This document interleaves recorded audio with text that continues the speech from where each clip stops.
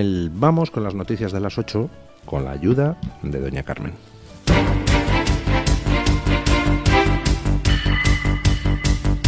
Luis del Pino es Radio Libertad. Comenzamos el repaso a las noticias a esta hora de la mañana contándoles que Pedro Sánchez dio ayer su tradicional discurso de Navidad en el que hizo balance del año político, sacando pecho de su gestión. Sin embargo, sobre Pedro Sánchez sobrevuela la inestabilidad de su gobierno, por lo que, pese a las apariencias, el presidente ha querido lanzar un guiño a sus socios en un momento en el que los independentistas catalanes amenazan con zarandear el Ejecutivo. Es por eso que Pedro Sánchez ha tratado de calmar a Puigdemont, prometiéndole una reunión. Sobre los encuentros con Carles Puigdemont o con Junqueras, yo lo he dicho desde el primer minuto que iniciamos la tramitación parlamentaria. Nosotros, este gobierno, creo que además la sociedad catalana y el conjunto de la sociedad española ha pasado página de lo que sucedió en el año 2017. La sociedad española no puede estar constantemente mirando hacia atrás. Tenemos que mirar hacia adelante porque tenemos enormes retos por delante. Y, por tanto, yo no tengo ningún problema, no sé exactamente cuándo me reuniré, pero evidentemente me reuniré con los líderes tanto de Esquerra Republicana como de Junts per Catalunya. Y es que Pedro Sánchez necesita el apoyo de Esquerra Republicana y de Junts para aprobar los presupuestos generales del Estado. El presidente del Gobierno pone como ejemplo de la normalización de Junts el hecho de que el Partido Popular ya pacte con ellos en el Congreso, lo que considera que también es un logro de su propio Ejecutivo. Todos los actores, me refiero en términos parlamentarios, ya todos los actores están dentro operando y haciendo política, unos de una manera, otros de otra, pues creo que es un éxito de la ley de amnistía y por tanto también es un éxito del Gobierno de España. Lo que quiero decir con esto es que esa normalización, ese sacar pecho por parte del señor Feijóo de que puede llegar a acuerdos con el señor Puigdemont en el ámbito parlamentario, pues creo que también es un éxito de la ley de amnistía y desde luego nosotros nos felicitamos de ello. Dado que el líder de Junts planteó hace unos días someter al presidente del Gobierno a una moción de confianza, por lo que se ve Pedro Sánchez quiere ahora apaciguar los ánimos con sus aliados. Bueno, ayer compareció Pedro Sánchez para hacer su balance de fin de año. Yo, de nuevo, que trato de aplicar la lógica a las cosas, me equivoqué con Pedro Sánchez. Yo estaba convencido de que ayer anunciaba la próxima convocatoria de elecciones generales, que es la única medida inteligente a la que puede recurrir para escapar del cerco judicial que tiene, quitarse de foco. Me equivoqué. Pedro Sánchez tiene su propia lógica que no coincide para nada con la mía y tengo que reconocerlo. Pedro Sánchez ayer compareció, pues básicamente para decir que va a seguir atrincherado en la Moncloa. Lo que pasa es que ayer hubo varios detalles que se salen del guión habitual de las comparecencias de Pedro Sánchez. Si han escuchado ustedes el audio que les hemos puesto, habrán notado el tono de Pedro Sánchez, tan alejado de ese tono que es una mezcla de chulanganería y provocación que normalmente utiliza. Pedro Sánchez está encantado de conocerse a sí mismo, o simula estar encantado de conocerse a sí mismo, y normalmente lo suele transmitir en sus alocuciones públicas. Ayer, sin embargo, estaba particularmente en tono bajo. Pedro Sánchez está tocado, sigue empeñado en resistir, pero está tocado. Y se le notaba en el tono. Se le notó también en algún otro detalle que luego comentaremos al hablar de un dimicese, algo que no sabemos si es una dimisión o un cese, que es el de su nuevo secretario de Comunicación, Ion Antolín. En lo que no varió Pedro Sánchez es en su pretensión de continuar cediendo lo que haya que ceder y humillándose lo que haya que humillarse para poder seguir teniendo los votos de Puigdemont o para poder seguir blanqueando a Puigdemont, que es su objetivo final. Pedro Sánchez ayer anunció que agacha la cabecita. Parece que han tenido éxito las conversaciones de Santos Cerdán y el partido de Puigdemont en Suiza hace unos días, y Pedro Sánchez ha dicho ok a todo lo que Puigdemont le había reclamado, incluyendo una reunión. Pedro Sánchez tendrá que humillarse y pasar por el trago de fotografiarse con Puigdemont. La verdad es que uno piensa en los votantes socialistas, no el hooligan recalcitrante, sino en el votante socialista, bueno, pues, en fin, que no le gusta la derecha, está convencido de que toda la derecha, todo lo que hay a la derecha del PSOE, pues son hijos de Benito Mussolini, y que por tanto vota al PSOE a pesar de todo para parar a esas escuadras fascistas que avanzan inclementes. Pienso en ese votante honestamente convencido de su mundo virtual y no sé qué pensaría de verle humillándose de nuevo ante ese mismo Puigdemont al que el propio Pedro Sánchez ponía a parir. ¿En qué momento para cada uno de esos votantes, porque no todos los votantes son iguales, hace clic la cuerda y se rompe? ¿En qué momento el votante dice, pues mira, es que estoy harto de que Pedro Sánchez se humille en mi nombre? Porque al final es eso, Pedro Sánchez no es un señor particular, Pedro Sánchez es alguien que representa muchas cosas. Representa, para nuestra desgracia, a España y humilla a España con cada cesión a los separatistas, con cada cesión monetaria, con cada cesión competencial, con cada cesión simbólica. Pero Pedro Sánchez representa también a los votantes del Partido Socialista y, por tanto, cuando se está humillando ante Puigdemont, cuando se está humillando ante un prófugo de la justicia que se largó como un cobarde de España en un maletero, cuando se humilla ante alguien que realmente tiene un puñadito de votos y no representa pues a una cantidad considerable de personas en comparación con el propio PSOE, pues hombre, está humillando también al votante socialista, se está humillando en su nombre. Y yo me pregunto, ¿hasta dónde está cada votante socialista dispuesto a aguantar el humillarse a cambio de su mitología política, a cambio de ese, bueno, pero al menos no gobierna la derecha?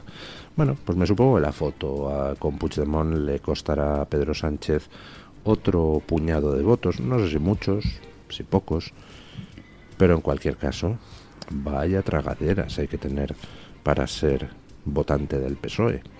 Es una cosa espectacular. Bueno, entre las cosas que Pedro Sánchez se ve obligado a hacer, entre las humillaciones que tiene que soportar, pues ahora ha introducido una novedad, que es que va a aprobar un decreto para que esté en vigor unos días, porque, en fin, se lo exigen otros de sus socios, a sabiendas de que ese decreto luego no va a ser convalidado por el Parlamento. Escuchen. El Gobierno saca adelante el gravamen a las energéticas que tumbó el Congreso. De esta manera ignora la mayoría parlamentaria en contra y establece un impuesto a estas empresas energéticas para 2025. La medida era una de las reclamaciones de Sumar, a los que ha querido contentar con esta regla que considera verde. Este Gobierno cumple con sus compromisos con las distintas formaciones políticas en la medida en la que lo que estamos haciendo es establecer este impuesto para el año 2025 e incorporamos deducciones vinculadas a la descarbonización y a la transición energética. Como todo decreto ley, la prórroga del gravamen a las energéticas tendrá que ser convalidado en el Pleno del Congreso antes de 30 días y ahí es donde el Gobierno vuelve a no tener garantizados sus apoyos, dada la negativa de PNV y Junts. Y por cierto que el Gobierno también ha eliminado la reducción del IVA, con lo que el 1 de enero van a subir los precios. Pan, huevos, verduras pasarán del 2 al 4%. También el aceite de oliva quedará en el 4%. Para la pasta y el resto de aceites de semillas, el impuesto sube del 7,5% al 10%. Bueno, ya saben ustedes que el Parlamento derrotó al Gobierno, es la enésima derrota en la votación referida al impuesto a las empresas energéticas. Pedro Sánchez es un señor que está en la Moncloa porque ha tenido que mendigar el voto de todo lo que hay al margen de PP y Vox. Y todo lo que hay, pues es un todo muy variopinto.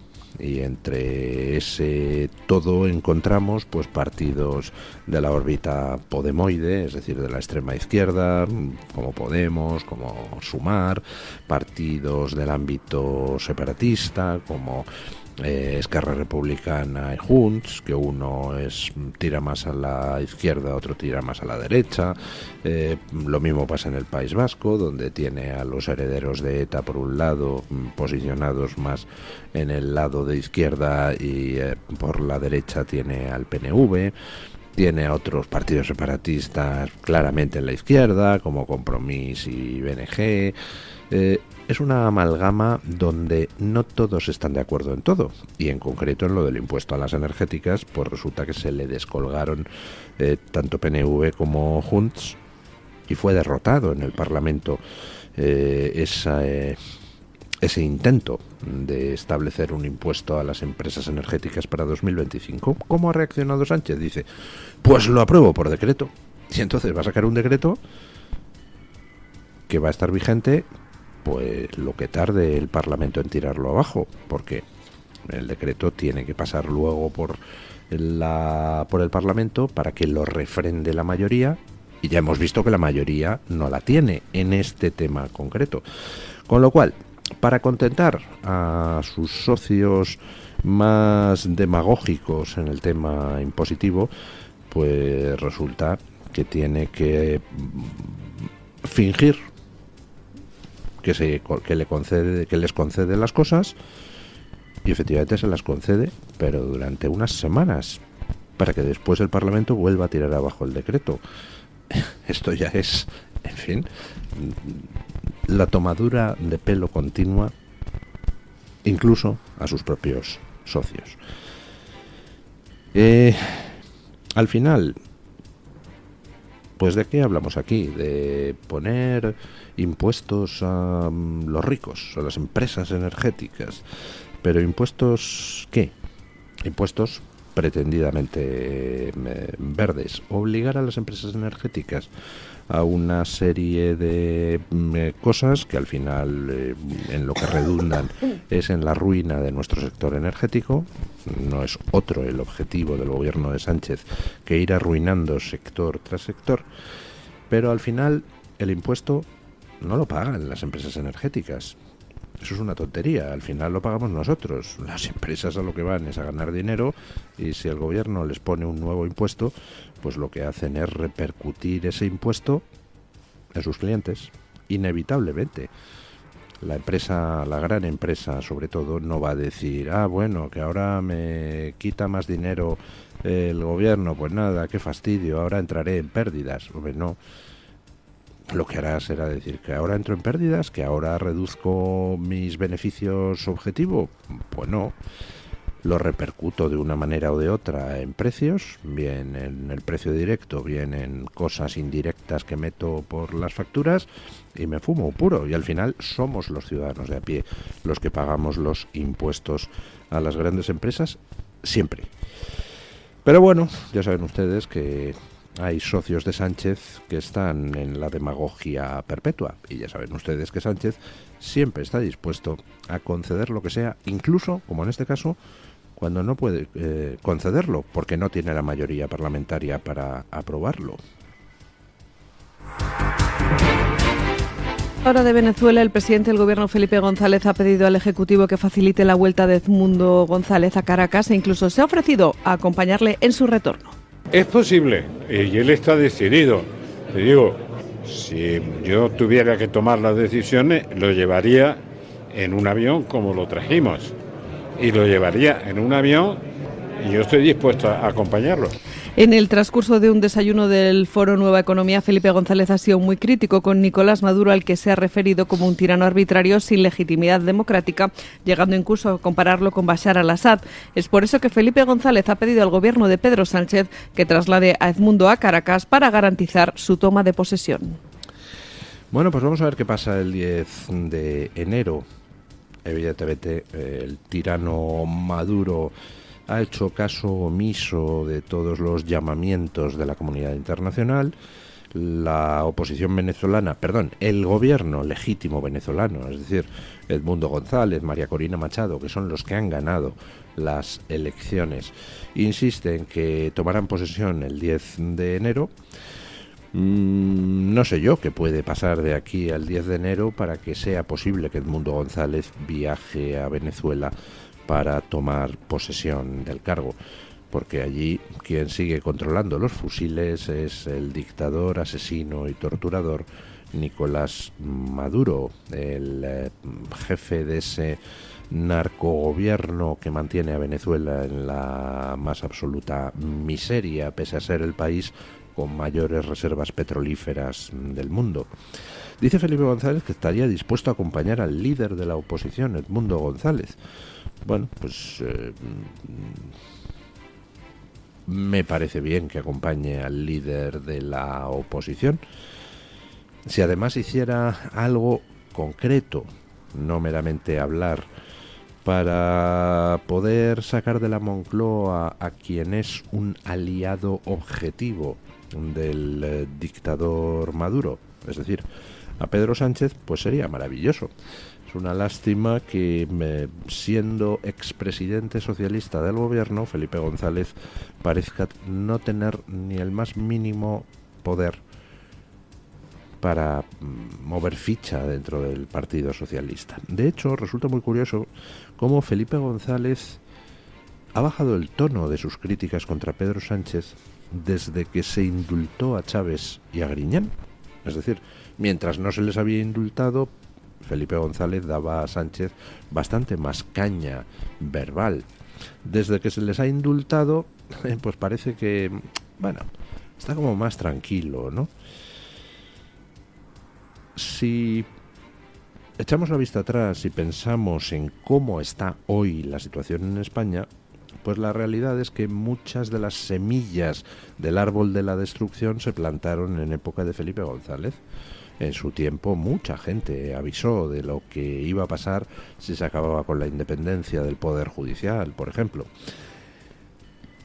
En aquel tiempo mucha gente avisó de lo que nos esperaba si se generalizaba la corrupción como se generalizó en época de Felipe González. En aquel tiempo mucha gente avisó de que determinadas cesiones al nacionalismo acababan siempre mal. En aquella época vivimos episodios realmente dantescos, como por ejemplo la sentencia de Rumasa, resuelta con el voto de calidad después de innumerables presiones del Tribunal Constitucional. Vimos cómo se tumbaba la LOAPA por razones políticas, que hubiera sido una ley de armonización del proceso autonómico que hubiera permitido constreñir los excesos de las autonomías. Vimos cómo se acababa con cualquier atisbo de independencia judicial a la hora de cambiar las normas de elección del CGPJ. Felipe González tuvo una etapa enormemente destructiva de la democracia española. No era evidentemente Sánchez, es decir, tenía algún límite. También es verdad que quien le imponía límites en aquella época era una prensa pues que no estaba completamente en manos del poder. Había una prensa aguerrida y curtida que plantó cara a los excesos del gobierno de Felipe González. Desde entonces acá, ¿cómo han cambiado las cosas, eh? Desde entonces acá ni tenemos dique de contención de la prensa, porque ahora pues son unos pocos medios digitales fundamentalmente, no solo, pero fundamentalmente los que tratan de hacer frente como pueden a un Pedro Sánchez avalado por todos los medios, regados con infinitas subvenciones públicas. Tenemos una justicia, pues bueno, medio maniatada y que ha sido colonizada desde los dos principales partidos políticos en sus altas instancias desde hace mucho tiempo. Ahora estamos viendo a unos separatistas que hace muchísimo tiempo se echaron al monte. Estamos cosechando todo lo que se sembró en época de Felipe González.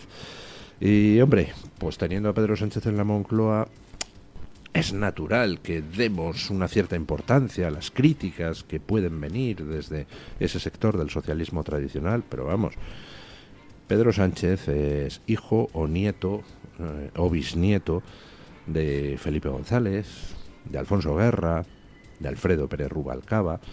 Es la consecuencia lógica de unas acciones que acabaron con determinados fundamentos de la democracia, como por ejemplo la separación de poderes. Entonces, bueno, por eso yo tampoco puedo ser fan de los Felipe González, los Juan Luis Cebrián, etcétera, de turno, porque es por ellos que ha sido posible primero Zapatero y luego Pedro Sánchez. Pero bueno, en fin, si Felipe González dice que quiere acompañar a Edmundo González de vuelta a Venezuela, pues me parece bien. Quien inicia bien su mandato, vamos, que lo inicia fuerte, es Trump. Escuchen. Terminamos este bloque informativo mirando a Estados Unidos, donde Donald Trump se ha pronunciado contra las leyes transgénero, prometiendo acabar con ellas desde el primer día de su mandato. Entre las medidas que quiere impulsar están las de mantener a los hombres fuera de los deportes femeninos y que sea política oficial del gobierno de Estados Unidos que solo haya dos géneros, masculino y femenino. Defenderé la libertad religiosa, recuperaré la libertad de expresión y defenderé el derecho a tener y portar armas. Y lo woke tiene que acabar porque junto con todo lo demás está destruyendo nuestro país. Vamos a acabar con lo woke. En un acto en Phoenix, Arizona, el presidente electo de Estados Unidos ha anunciado también que firmará órdenes ejecutivas para acabar con la mutilación sexual infantil, para sacar a los transgéneros del ejército y también de las escuelas primarias y secundarias. Me parece estupendo que Pedro Sánchez iba a decir, perdón, Donaldo. Me parece estupendo que Donald Trump entre a saco para acabar con determinados planteamientos. Uno echa la vista atrás y dice, pongámonos en 2002, es decir, en 2004, hace 20 años. Si a alguien le dicen hace 20 años que se iban a promulgar leyes por las cuales uno puede declararse mujer simplemente porque le dé la gana, por las cuales un violador de mujeres puede acabar en una cárcel de mujeres con nuevas mujeres a su alrededor a las que amenazar. Si a uno le dicen que un gobierno pretendidamente feminista iba a cortar las penas de violadores, pederastas, etcétera. Si a uno le cuentan que se iban a poner cuotas discriminatorias por motivos raciales o sexuales en el acceso a cargos públicos, en el acceso a listas electorales, etcétera, pues nadie lo hubiera creído. O sea, si tú vas en 2004 con esa cantinela, oiga, vengo del futuro y mira, lo que va a pasar es que va a terminar ganando la final de no sé qué deporte femenino un señor de pelo en pecho, pues la gente te habría mirado y habría dicho, pero ¿qué está diciendo este demente? Durante estos últimos 20 años ha habido una ingeniería social acelerada realmente brutal, y ante eso pues es que no hay que pararse en barras. O sea, hay que proceder a derogar legislativamente todo lo que se ha hecho en estos últimos años.